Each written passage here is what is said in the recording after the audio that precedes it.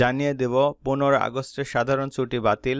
15 August জাতীয় শোক দিবস উপলক্ষে এতদিন যে সাধারণ ছুটি ছিল সেটি বাতিল করেছে অন্তর্বর্তীকালীন সরকার। মঙ্গলবার সন্ধ্যায় অন্তর্বর্তীকালীন সরকারের প্রধান উপদেষ্টা ডক্টর মোহাম্মদ ইউনূসের সভাপতিত্বে অনুষ্ঠিত সভায় এ সিদ্ধান্ত নেওয়া হয়। সংশ্লিষ্ট সূত্রে জানা গেছে, উপদেষ্টা পরিষদের সঙ্গে রাজনৈতিক দলগুলোর সংলাপের ঐক্যমতের ভিত্তিতে জাতীয় শোক দিবস উপলক্ষে ঘোষিত 15 আগস্টের সাধারণ ছুটি বাতিলের বিষয়টি আজকের উপদেষ্টা মণ্ডলীর বৈঠকে অনুমোদিত হয়েছে।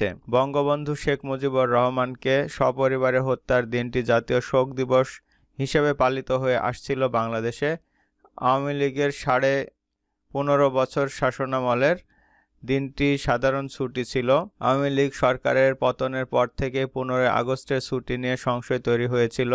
বর্তমান সরকার যে 15 আগস্টের সরকারি ছুটি রাখবে না তার আভাস আজ বিকেলে পাওয়া গিয়েছিল।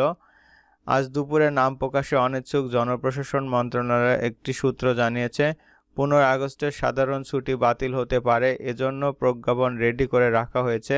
নির্দেশনা পেলে এ বিষয়টি প্রজ্ঞাপন জারি করা হবে। এদিকে গতকাল ঢাকা বিশ্ববিদ্যালয়ের ছাত্র শিক্ষক মিলনায়তনে অনুষ্ঠিত সব ছাত্র সংগঠনের সঙ্গে বৈষম্য বিরোধী আন্দোলন লিয়াজোঁ কমিটির বৈঠকে 15 আগস্ট সাধারণ ছুটি না রাখার বিষয়টি সিদ্ধান্ত হয়।